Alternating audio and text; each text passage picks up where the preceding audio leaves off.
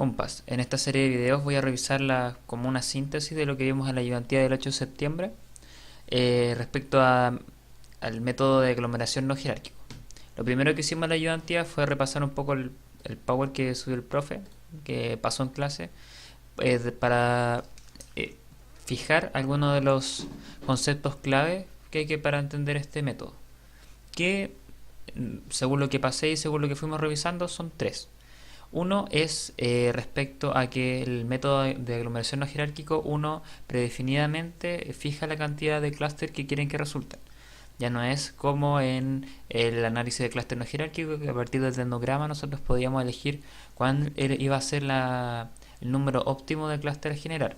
Entonces eso nos trae la dificultad, por un lado, de que tenemos que tener información para ver cuántos clústeres hacer finalmente, y por otro lado, después de tener esa información, corroborar haciendo el clúster en sí, haciendo el cálculo y posteriormente contrastando con otras variables a ver si hacen diferencias significativas.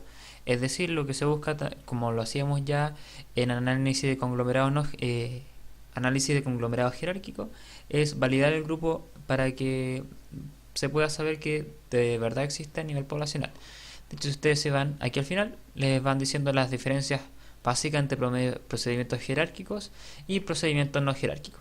Y pueden ir viendo cada una de las características. Entonces, eso fue, hicimos una breve repasar la primera parte de la ayudantía, las características, pero fue más que nada leer el power. Y el otro concepto importante es el concepto de iteración. Iteración es cuando se hace un cálculo y a partir del resultado de ese cálculo se le agrega otro componente que da otro resultado y así sucesivamente. Y así es como se generan los clústeres cuando hacemos análisis de clúster no jerárquico. Como el profe había dicho, SPSS fija centroides, que son como centros de cada uno de los clústeres iniciales, al que se le van sumando puntos. Entonces los centroides van cambiando porque al entrar en relación con los demás casos va cambiando su posición, por así decirlo, dentro del mapa. Entonces, ya con los cambios es decir, el centroide no es como único, por así decirlo, va cambiando a medida que se le van agrupando mayor cantidad de casos. Y al final SPSS te tira cuál es la mejor medida. Por ejemplo, si le pediste para que te generara 3 clústeres, la mejor posibilidad o la mejor combinación, por así decirlo, la mejor agrupación de casos para que cada uno de los clústeres quedara con mayor homogeneidad interna y mayor heterogeneidad externa. Entonces, para que eso quede como más graficado, por así decirlo, vamos a ir a la guía que también pasamos en la misma ayudantía sobre conglomerados no jerárquicos. Entonces, en la primera parte les dije cómo hacer análisis de conglomerados no jerárquicos en SPSS, en analizar, clasificar conglomerado de K-media, etcétera, y todas las opciones que había que marcar. Entonces, y esta es la que vamos a ver ahora con los ejercicios. Esto es para saber cómo realizar el análisis en sí. Entonces, la primera parte del ejercicio era abrir la base de datos de la ayudantía es decir, de la ayudantía pasada, propiamente, la del 1 de septiembre, y generar un análisis de conglomerados jerárquicos con las mismas variables que habíamos ya trabajado y generar resultados para 2 y 3 clústeres. Como, si bien recuerdan, las variables analizadas, que eran la posición de los sujetos en caso había igualdad o desigualdad en Chile, la mejor forma o la manera en que mejor reducía la heterogeneidad interna y aumentaba la heterogeneidad externa, lo que se busca con los clústeres, era de 3 grupos. Pero aquí vamos a generar de 2 y 3 clústeres, más que nada para poder hacer como la comparativa. Por eso aquí les digo ver cuál es la cantidad óptima de clústeres hechos. Entonces, lo que vamos a hacer, vamos a ir a nuestra base de datos, en este caso la del 1 de septiembre.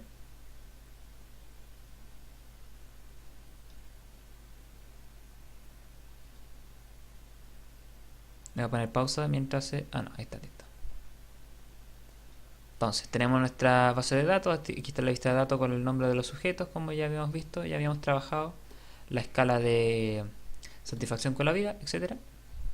Entonces, lo que nos pide ahora el ejercicio es realizar un análisis de clúster no jerárquico. Entonces, vamos a analizar, clasificar clúster de K-medias. Ese es el clúster que se utiliza cuando se hace un análisis no jerárquico.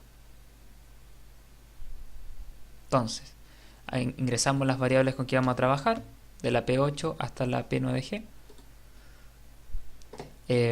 fijamos el número de clústeres que vamos a querer. Aquí es donde se ingresan cuántos clústeres queremos que resulten. Entonces, como había puesto la guía, primero pido, o sea, se pide generar primero 2 y luego 3 clústeres. Aquí no es como un análisis de conglomerados jerárquicos que uno podía fijar un rango de soluciones, así como yo quiero que me salgan entre 2 y 5 clústeres. Entonces va a haber una solución con 2, otro con 3, etcétera. Aquí tienen que irse uno a uno si es que se quiere hacer de distinta cantidad de clústeres. Entonces primero ponemos 2 clústeres. En método se deja lo que está, lo que viene por defecto, que es iterar y clasificar. En iteraciones se dejan 10 que también vienen por defecto. En guardar, podemos, si uno pone guardar clúster de pertenencia, te va a generar esa variable que distingue entre dos grupos. Entonces, estos 10 casos, los 10 casos que conforman esta base de datos, lo va a agrupar en dos clústeres distintos y lo va a dejar guardado como una variable. Y en opciones le ponemos centro de clúster iniciales, tabla de ANOVA, y como son pocos casos ponemos información de clúster para cada caso, lo que nos va a decir en qué clúster quedó cada caso. Entonces le ponemos continuar. Ya teniendo elegidas esas variables, bueno, podemos etiquetar por nombre, aunque no sirve mucho porque no hay gráfico, pero igual no está de más. Entonces ponemos aceptar. O pegar en el caso de que queramos guardar la sintaxis. Entonces, tenemos el nombre de siempre que te tira es clúster rápido, que refiere a clúster no jerárquico. Entonces la primera tabla que te tira es centro de clúster iniciales. ¿Qué significa esto? Que los centroides, por así decirlo, los primeros centros que fijó SPSS antes de hacer todas las iteraciones, eran estos. Para el clúster número 1, o sea, uno de los dos clústeres, era números que van del 1 al 4, entre 1 y 4. ¿Qué significan estos números? Es el promedio que se tenía dentro de esos valores. ¿A qué refiere esto? Mire, si ustedes van a las variables, pueden ver que están medidas de 1 a 10. Entonces, los centros de clúster iniciales refieren a una medida dentro de esa escala que hace alusión a a cada una de las variables. Por ejemplo, el centro del clúster 1 para la pregunta P8, que es cuál igual o desigual cree usted que es Chile, tenían un centro de 1, o sea, estaban fijados como en la parte baja, que sería muy igual. Son gente que en promedio, o ahí se fijó el centro del clúster, era gente que creía que Chile es muy igual. Y en el clúster 2, en la misma variable, se fijó el centro en la variable 10, es decir, la categoría de la variable 10, o sea, gente que creía que era muy desigual. Y si se dan cuenta, aquí los valores son muy altos y aquí son muy bajos. Entonces, ya, ¿de qué nos sirve el centro de clúster iniciales?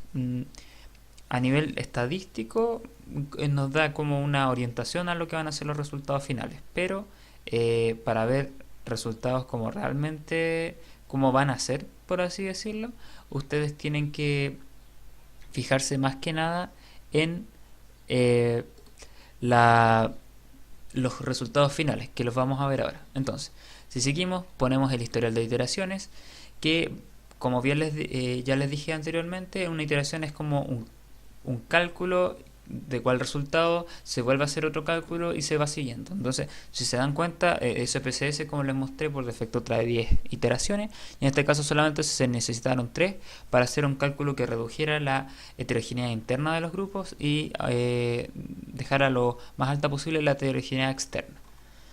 El clúster de pertenencia, esto es la opción que yo les decía que solamente marcaran si es que están trabajando por pocos casos, porque si se dan cuenta es un descriptivo para cada uno de los casos iniciales, en este caso son 10. Si tú estás trabajando con 2000 casos, que se puede porque una de las ideas principales del clúster no jerárquico es cuando se trabaja con muchos grupos, nos saldría una lista con 2000 casos, entonces no, de verdad no sirve. Pero aquí que son 10, vale la pena.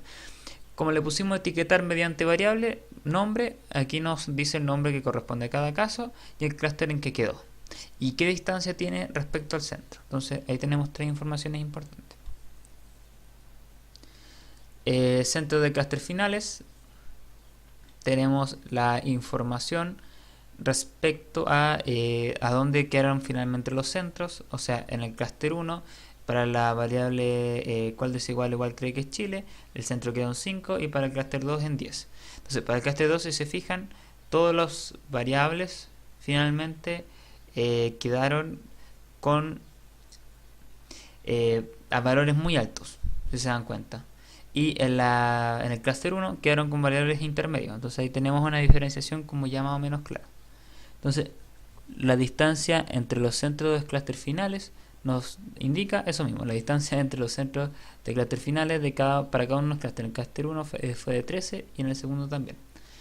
El ANOVA nos dice si las variables fueron significativas dentro del modelo. Entonces, si nos damos cuenta y analizamos, todas las variables fueron significativas para construir el modelo de aglomeración.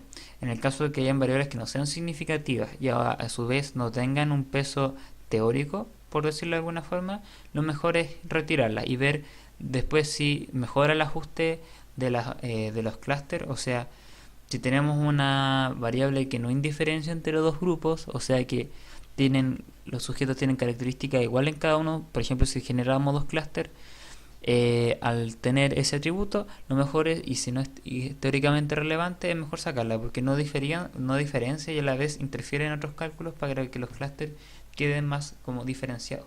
Eso ya entra en la decisión de cada uno. Y aquí finalmente te dice el número de casos en cada clúster. Ya en siguientes videos vamos a seguir desarrollando la guía, específicamente en la cantidad óptima de clúster, etcétera, porque recién generamos para dos clústeres.